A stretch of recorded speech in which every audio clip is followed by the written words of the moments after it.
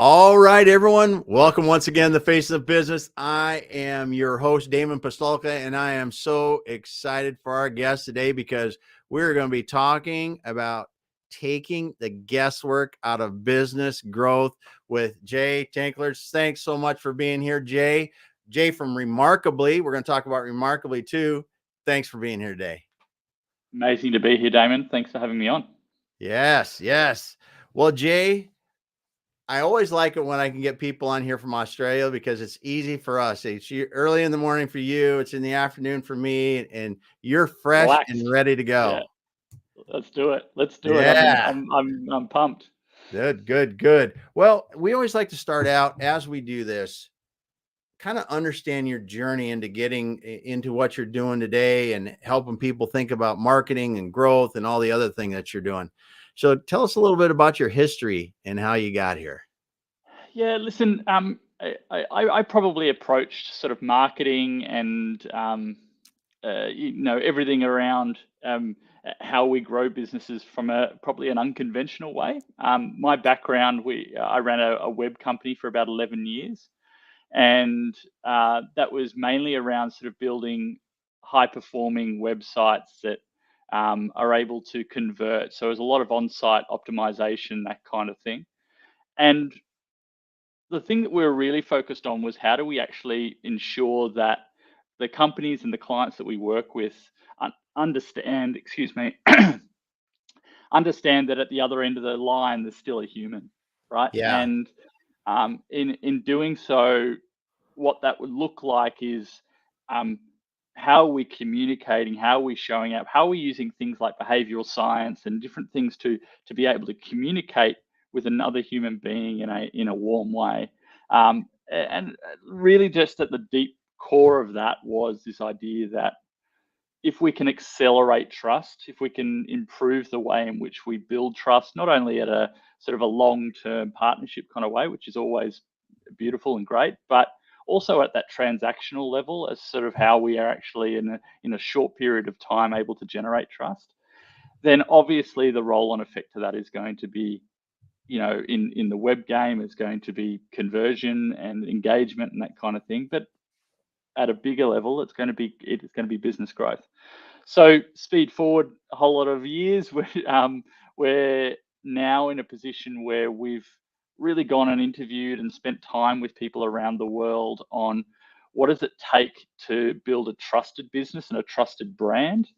And in doing so, started to unpick, sort of got out of the clouds a little bit and came down to the ground level about what are the behaviors, what's the data, what's the things that we need to be doing at a day-to-day level to build a trusted brand. Now, let me freestyle a little bit with you here, Damon, and just say the interesting thing is no business owner wakes up in the middle of the night stressed about the trust in their business, right? It is a bit of a Trojan horse. We know we need it, but it's not the thing that keeps us awake at night.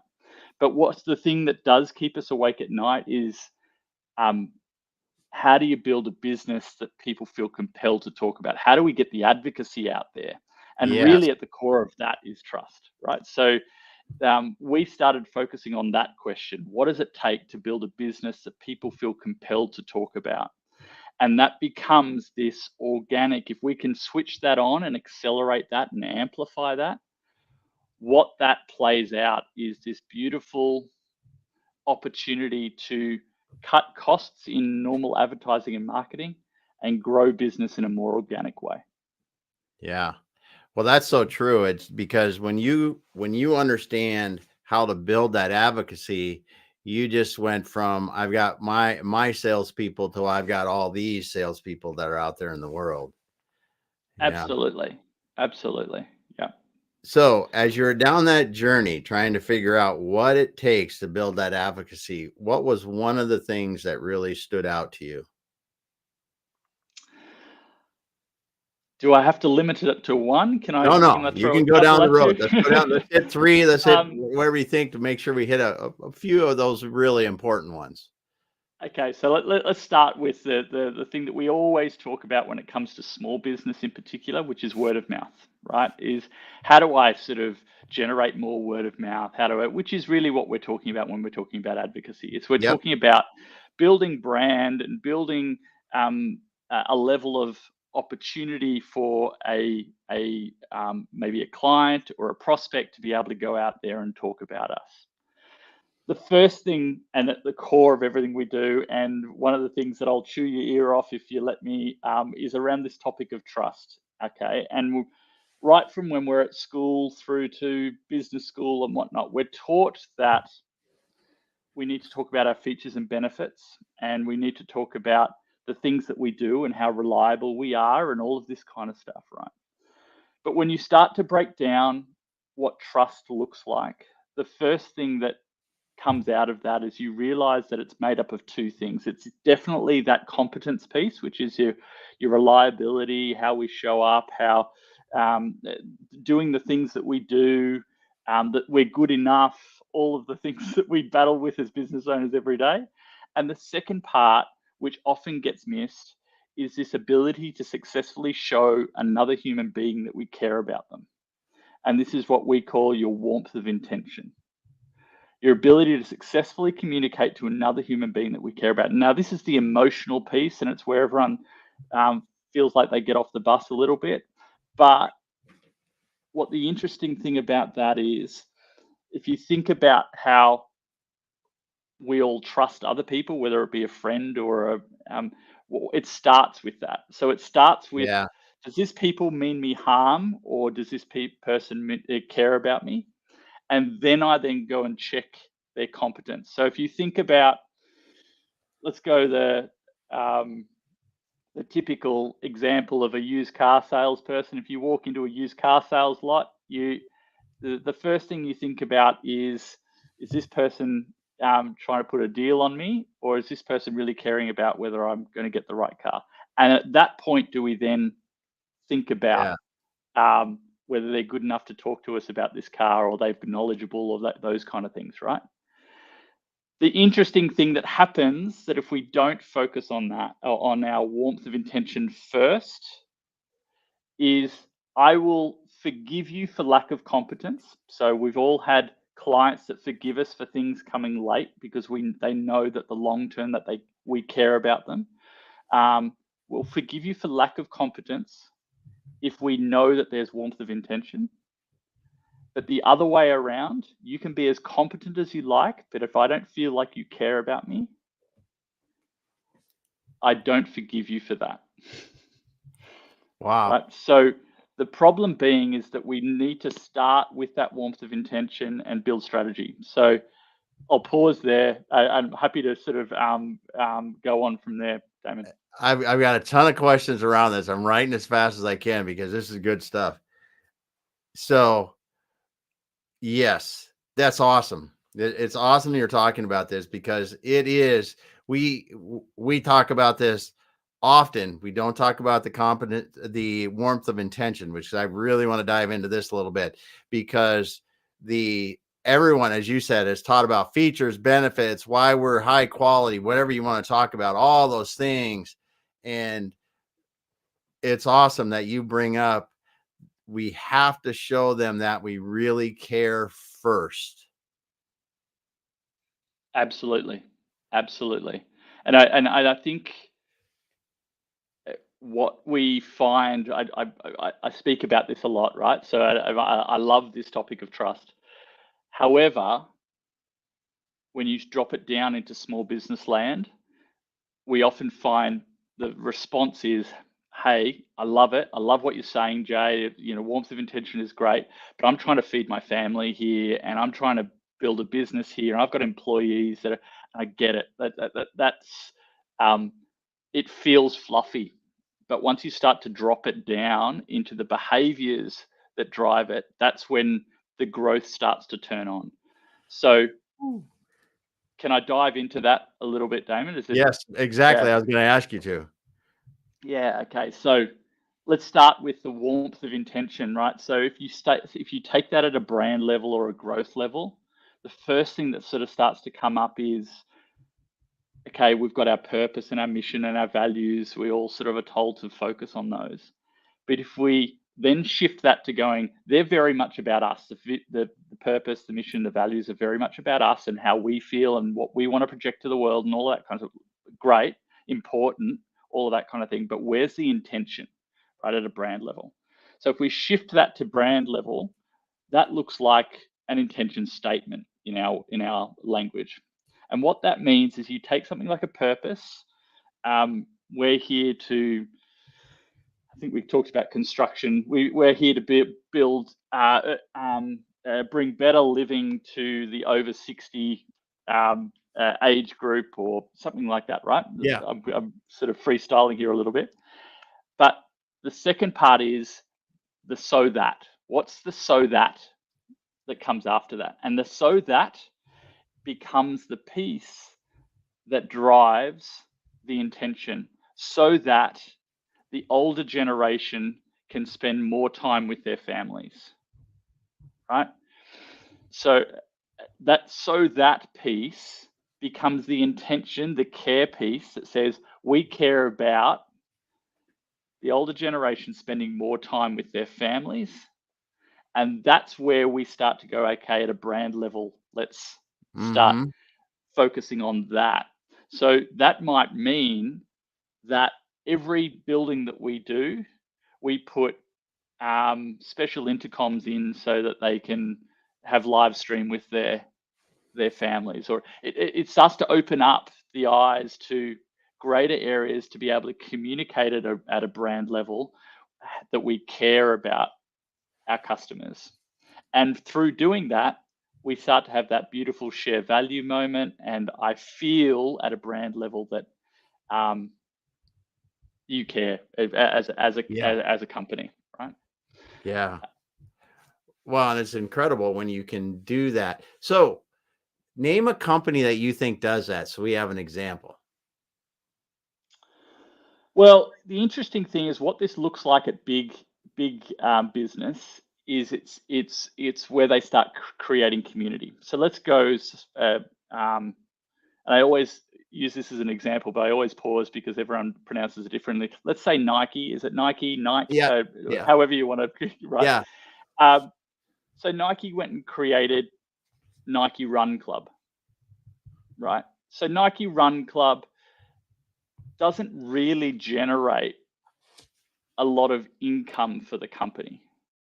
But what it does create is a level of care for their community where they are believing in something greater than just selling shoes. Right? You look at someone like Red Bull and what they do with extreme games and different things like that. They're stepping into a space of care and community to create the horizontal and the dwell around their brand, and therefore communicating their level of care for that organization. Can I drop it down into small business for you a little bit, Damon? That'd be great. So at a small business level, we've got a client that does a lot of sort of work in schools. So they go in and do science sort of incursions and these kind of things in schools. You know, engage kids in the mystery of science, etc., etc. Now, when we spent some time going and chatting with their clients, basically what opened up was the fact that they'd love to be doing more science stuff. They love what they do as a company. They think that they're amazing, but often it's out of reach from a budget perspective. And so that then said, okay, great, totally understand how that's so first starts with deep listening, right? Starts with let's get real deep understanding of our customer, and then the other thing that sort of stood out was that when the curriculum in schools changes a lot, or when science generally is changing a lot. A lot of robotics and different things are changing. So it's hard for teachers to keep up and still be doing their. So all of these little pieces of understanding, starting with a good level of communication, setting up the path of two-way communication with their clients, and then stepping into going, okay, how do we show you we care? So this company started a small product.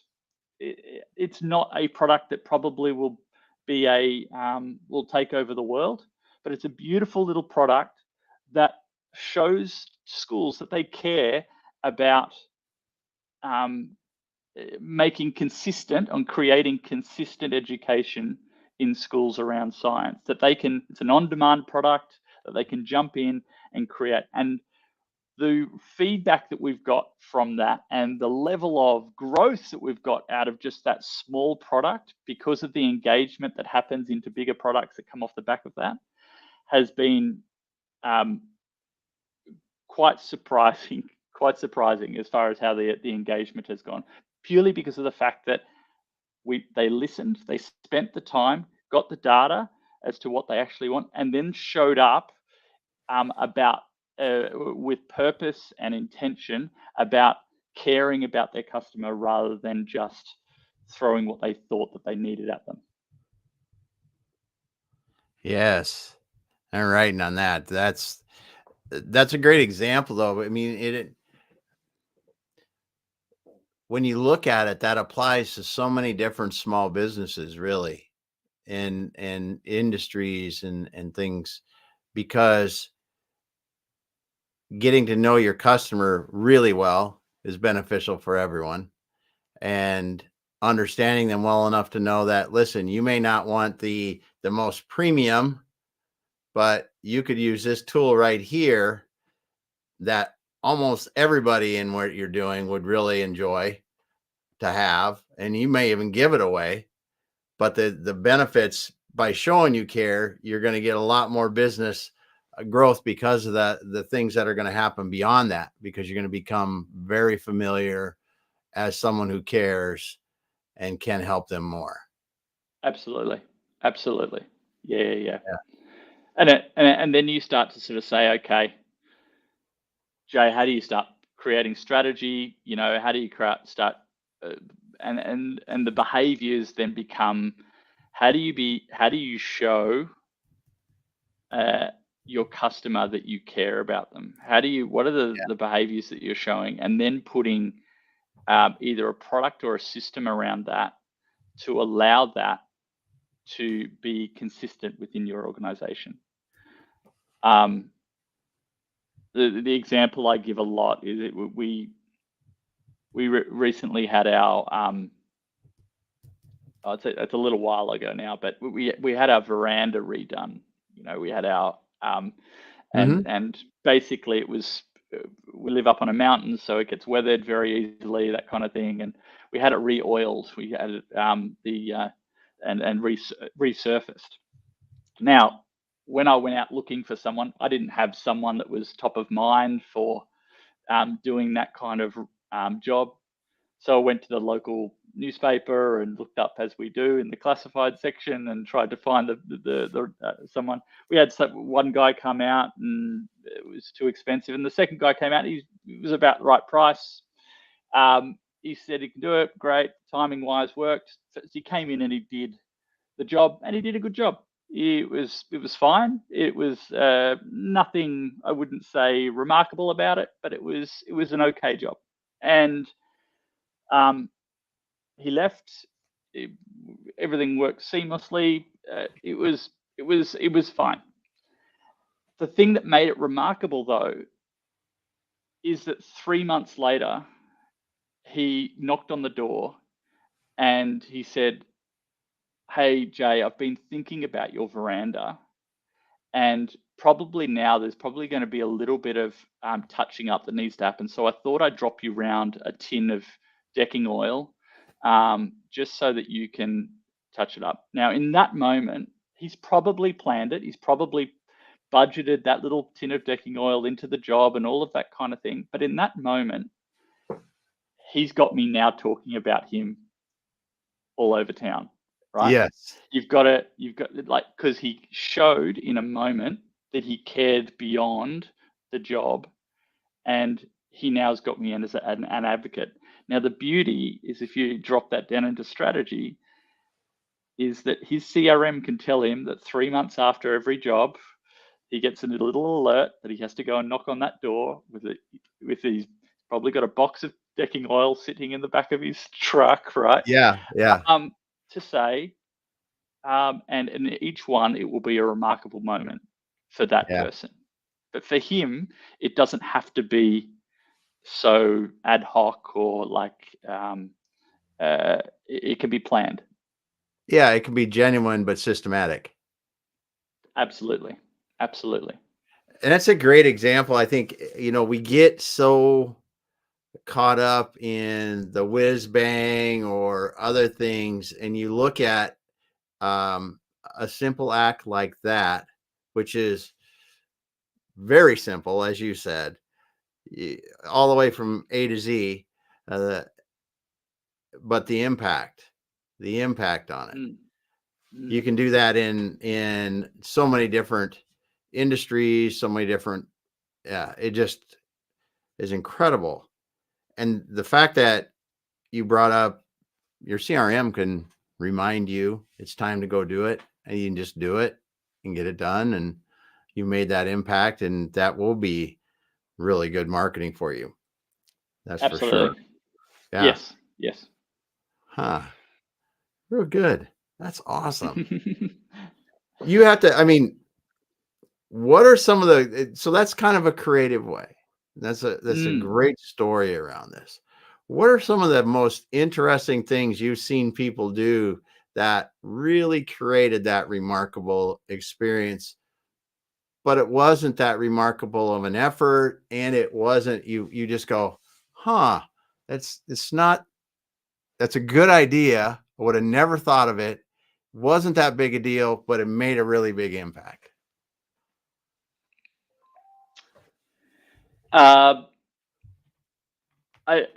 Listen, I like to go small on these because there's so many really big examples, but they feel out of reach to a lot of small businesses as to, it's easy to talk in silly budgets when people have silly budgets, Oh right? yeah, no, I totally like the thing, like you said. Listen, it's a $5 can of whatever that they drop off, and it makes a huge impact. Those are the best kind, and that's what I'm hoping you're going to share some of those, because I've got a let me just say that let me give you a quick framework first, right? So when we think about remarkable moments, we break it down into 4 key areas. It spells the word pure, P-U-R-E. The first is personalized. What are you doing to make that individual feel like you care about them, rather than it being something that feels like everyone got a Christmas hamper, if that makes sense? Yep. Right? Unexpected. It needs to have a level of unexpected about it, which speaks for itself. Relevant. How do you make it relevant to that individual? What does it mean for them? And the last is, it needs to generate some sort of emotion. Is it a wow emotion? Is it some sort of and so these pure moments that people create don't have to be big, as you say. They don't have to be. They can be small, can feel really mundane in sort of, and almost to them can feel like, oh, I didn't expect that to be such an amazing thing. I've got a couple of examples. I'll start with a very basic one, which is my local coffee shop. I turn up, I order a coffee, and under the lid, they put 2 lids on top, and under the first lid, they put a little teddy bear cookie that I discover later on when I'm drinking. Yeah, just that little moment of wow. Those kind of things are great, and they're very easy to systemize and that kind of thing. I bought recently I have a lot of problems with pillows, Damon, in my life. For whatever reason, I can't get the right pillow. And I ordered a pillow from a company here in Australia. I'll name them because it was a good experience, which was Koala. It was a company called Koala here in Australian company called Koala. Who would have thought? Yeah. Anyway, so I got this deliver. First of all, I get a call on the day to say that my pillow is on its way and it'll be delivered today, which I thought, oh, that's nice. It's a Yeah. system, whatever. I turn up, the box turns up, and it's almost boxed like an Apple product. You know how we all Yeah. love, we all keep our Apple product, boxes and whatnot. But as you opened the box, it played Twinkle Twinkle Little Star as you opened the box, right? So the moment that happened, it was unexpected, right? It was personal in some respects. It drove an emotion of, oh wow, I videoed it and I put it up online. I said, how cool is this? Right? Just that little moment. Now, that's a system. Now, that pillow wasn't right for me. It didn't work, and I knew that they had a 30-day kind of trial period, etc. So I jumped online to return it, and the ease in which I was able to return that pillow was remarkable in and of itself, because we often try and hide the ways in which we can return or refund. Yes. No, just being able to make that easy. But not only that, within 15 minutes of me clicking a return on that form, there was a gentleman on the phone with me apologizing for it not being right. And that I'm really sorry that hasn't worked out for you and that it's been a bit of an inconvenience for you. Listen, we're sending someone, just package it up. We're sending someone to come and pick it up from you. And letting you know that we don't have to wait until that pillow's back in our thing. We're refunding that today for you. Right? Wow. Now, for a company that didn't end up making any money out of me, the roll-on effect to me as an advocate out in the market, what they do get out of me, as you put earlier in the show, was they turned me into a salesperson in that moment. Yeah. And that's the key piece around how we're sort of generating, growth and that kind of thing.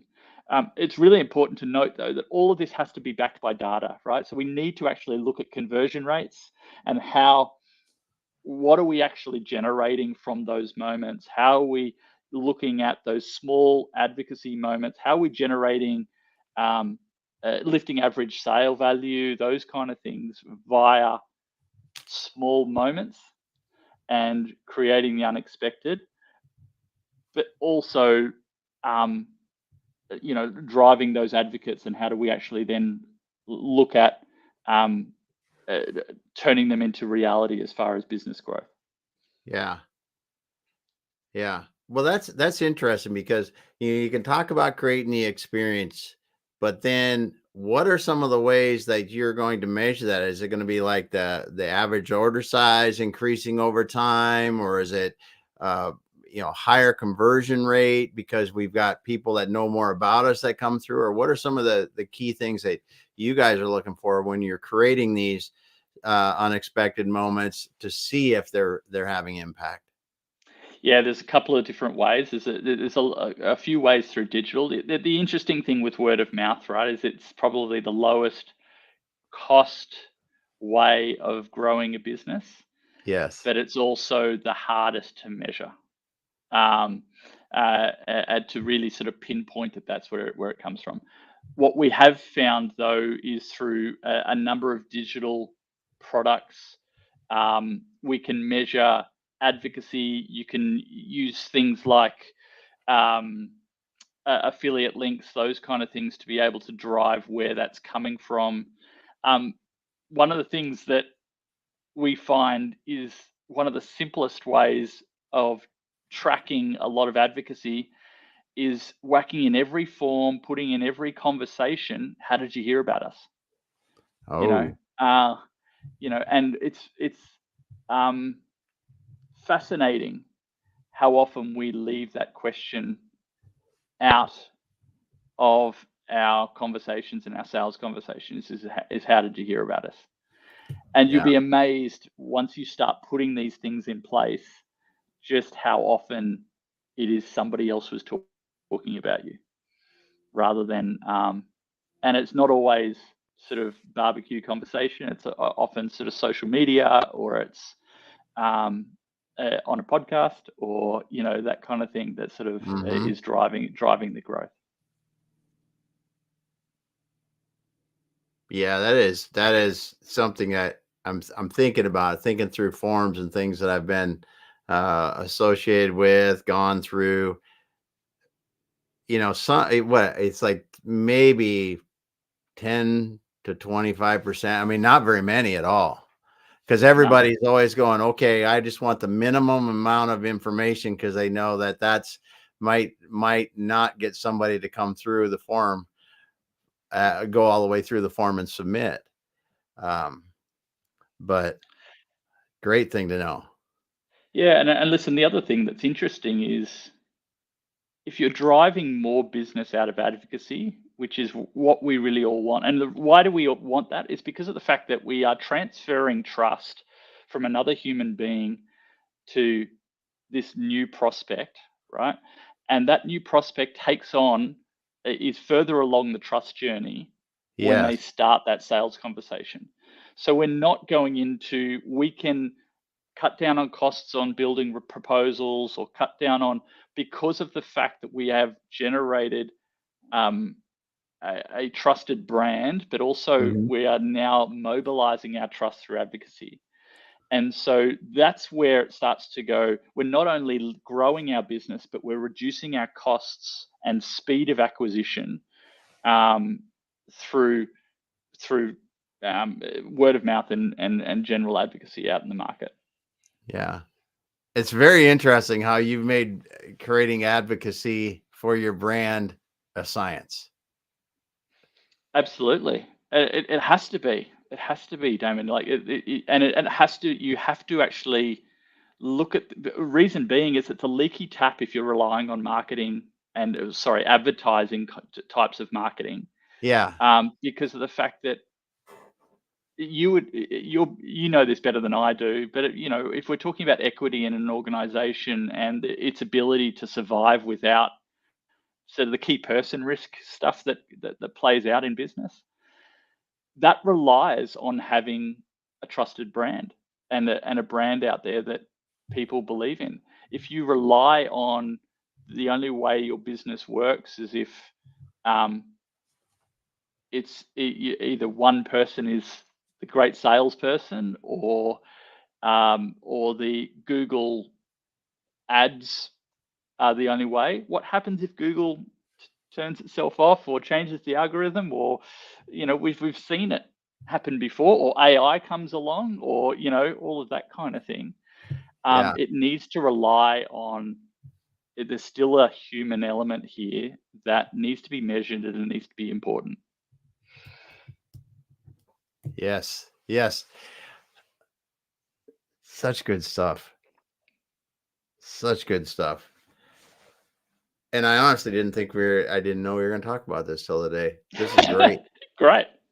Yeah, no, it's incredible. And you go back, it is the little things though. You think about your incredible experiences that you've had when you buy some things, and it's not the big things that make the difference usually. There are little things like you said, the person coming back with a can of deck oil that says, I was thinking about it and doing this, or you get a card in the mail that said, hey, is this working out well? Because we just want to make sure that we could answer questions, we could do whatever it was about that. And because they're so infrequent, they really stand out. Absolutely. Absolutely. But at the core of this as well, I mean, like, I don't know whether you share this with me, but I know a lot of my male friends hate buying clothes, hate going into shops and buying clothes, find it frustrating. Yeah, yeah, okay. You know, that is a common piece of information that I have not seen a company yet tackle, right? Yeah. Sure, ecom helps with that and that kind of thing. But there is a massive market there for someone to go, we care about the fact that men hate this experience. Yeah. So what can they but it takes listening and it takes care to go, actually there's something to play out there that is important. You make a great point there, because I've never thought about it like that. I mean, that is one known thing, right? One known thing. And if somebody took the time to study and came out with, hey, we're doing it a little bit differently. Yes, we are selling men's clothing, but we're doing it this way. And this is Mm, why we're doing it this way. And this is yes, how it changes your experience, or hopefully how we hope to change your experience. So we're talking in their terms. That would be pretty incredible when you're really looking at that. absolutely, absolutely. And it all starts. I've mentioned customer listening a couple of times today, and a lot of it starts with that. It starts with, how do we get really quiet, stop having the speech all the time and talking at people, and start having a conversation with our clients. And that can be as simple as having a coffee and saying, avoiding the words feedback, you know, that still is an us and them kind of relationship, and asking for advice from our clients, especially in service-based businesses. I wish I could have a coffee. Could I have a coffee with you and just get your advice on where you would take this business, as to, you know, what's working, what's not working, that kind of thing. Now that just shift in language brings them on as a partner rather than as a customer, right? And what you're looking for are the micro and macro motivations, influences that are affecting their motivation. So their motivations to buy are affected by, we just talked about, I'm a male and I hate buying clothes. I just don't Yes. enjoy the experience.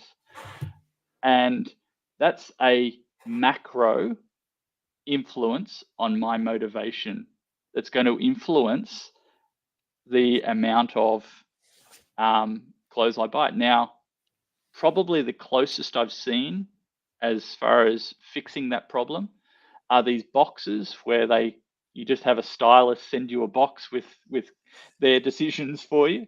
But even that is I still want my opinion taken into this consideration and that kind of thing. And so how do you start to tackle that? The other piece is the micro. So it might be at a um, at at an individual level, or as a teacher, or as a um, person that lives in this particular area or this particular suburb, that there are other things that are getting in the way, or are getting are changing the way in which I buy your Mm-hmm. product or service. And getting really clear on those motivations and those influences at a micro and a macro level are then when you start partnering with them and saying, okay, so if we were able to do this, is that something that you would be interested in? Oh, absolutely. Okay, so you've just had someone say yes to a product that you haven't got yet. Great. Mm-hmm. How about we go and build that product? Yes. Right? So that's where it starts to get super interesting, is start with that customer listening, look at those micro and macro influences that are affecting the motivation, and then dive into demonstrating your level of intention and warmth of intention to that human being. That's awesome. Well, you know, like you said, so many people kind of got lazy with this. You know, when Google came around with the ads, and then Facebook came around with the ads, and all the other social media has the ads, and it's it's relatively easy to spin up ads and pay money. Hope you get sales from it. But the long-term effect for those that have, living in the ad space, go back 5 or 6 years and your ads were 50, 75% less per click, something like that, sometimes a lot less than that. And that just, starting and building on that strategy and not thinking about what you are and creating advocacy and really creating a brand that does create the advocacy that turns your sales force out exponentially is really hurting a lot of these companies now, I think, because, we've seen spikes in the e-commerce industry where, okay, we had COVID, everybody's inside, they're ordering like crazy because everybody wanted to do that. And then as soon as it was gone, it went to crickets. Everything crashed. Now, did those people still want those kind of products? Some maybe not, but a lot of them did. They still needed the same thing, wanted the same thing. It's just they were on to other stuff. And if you had created I'm going to use the right word, a memorable, there we go, experience at that point, just think how much better you would be, because there were companies that boom, 50% drop in 2022 and beyond. Just because the demand wasn't there, ads weren't working like they were before, and they hadn't taken the time to really create that feeling, that advocacy in their brands, I think. So Absolutely. I think it's probably worth saying that we are also past the place of service being enough, right? So and if you look at someone like, and Joseph Pine wrote a great book called The Experience Economy, that sort of speaks to this topic. And I guess where we're at now is because of the level of messaging we've got out there and the customer, the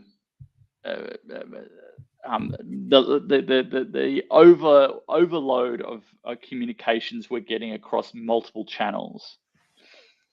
We don't need someone telling us we've got good service. You go into a restaurant now, if you've got good service, it's expected. You don't talk about good service. You'll talk about bad service, but you won't talk about good service. It's just, well, it's good service. You used to say they're great, they've got great service there. It's no longer a thing because of the fact we expect good service now, right? So it's no longer remarkable to have good service. What we're wanting, though, is we're wanting companies and organizations to understand us deeply and then partner with us on our own transformation. So how do we find ways in which we understand our customers, if we take the company's lens here, understand our customers, and then step into this beautiful place where we're then partnering with them to transform. So a fitness trainer used to say, listen, if you come on board, we'll do some hill runs and we'll do some bicep curls, etc., etc. You can tell I don't use a fitness trainer, but you have this. That's what the language used to be. Now the fitness trainer is saying, okay, what does this mean to you? What does this mean to your family? What is this? Where do you want to be in 3 years' time? And let's do this together, right? Okay, and that might go from, I want to look good on my wedding day through to I want to be able to, still be out mucking about with my kids in 10 years' time. But they partner with you on that transformation, and that becomes a stickier relationship. Yep. But it also is where we're able to demonstrate, going back again to this level of warmth of intention and care and trust that has to build that long-term profitable partner. Yeah. That's incredible, man. That is incredible. The way you said that, partnering with them to transform them and really understanding, helping them understand understand what it means to them if they transform. Absolutely. Yeah. It's a value alignment, right? And listen, we Yes. do this in friendships every day of the week. Like Hmm. we don't say, listen, if you're going to be my friend, I will call you once a month, okay? And it doesn't work like that, right? It works Yeah. like that when we say, listen, what's going on for you? How do I, how do I, how do I help you get there? Like, you're really struggling at the moment. What's going on? I can help. We can get there together. Yeah. And that's what business should be. But unfortunately, um, there's been a lot of speed, but we're circling back to a place now where we're needing the human back in. As much as AI and all of this is taking, we're asking for the human to say, "Hey, we care about you." Hmm. Yeah. It's a nice place.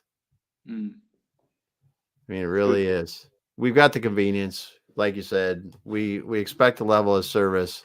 When you bring the human back into it, I was just talking about it today with somebody. That human to human interaction in business is what we crave, and what we really, if we can get that, a lot of other things just fall in line. Absolutely. I'm so glad you said that because it is everything else takes care of itself once you start to create a product and a business and a brand that successfully communicates the level of warmth of intention to to your prospects, to your right audience. Yeah, yeah, good stuff. Well, Jay, we're running out of time. Man, it is so great to talk to you today. I'm Tell us what you're doing at Remarkably. Tell people how they can get a hold of you, so that, I mean, let's give us through a little bit of that, because I want to make sure we don't leave without people knowing exactly what you do, how to get a hold of you, and reach out if it's appropriate. Amazing. Thank you. I super appreciate that. Listen, we at Remarkably, we're focused on using data and really getting deep into the weeds of what's happening for your customer. So this is, mature companies that have, you know, past that sort of first honeymoon phase of building their business. They're looking to pivot now and really grow their business in remarkable ways. Is going deep with customer through and unpacking insight, micro and macro influences that are going to drive opportunity for product and growth within organizations. So that's the type of organization we look after. And probably the best way for people to contact us if they're interested in sort of understanding more about what we do is just at remarkably remarkably.com.au. Remember the AU at the end. Yes. Yes. Well, we'll definitely make sure to get that into the show notes and on the blogs and everything when we put this out. Jay, thanks so much for being here today. I really appreciate it. I wanted to also say thank you for the listeners out there. I know we've got you out there. I know you're listening. If you didn't came in this late, go back to the beginning, start it. Jay has dropped some real golden nuggets here about how you can connect with your customers and potential customers at a level that shows that warmth of intention, shows you care, and really builds advocates for your brand. Thanks so much for being Amazing. here today, Jay. We're gonna shut this down live, everyone. We will be back again next week with more great guests on the Faces of Business. Jay, hang out for a moment and we'll end up offline. Thank you, sir. Have a great day.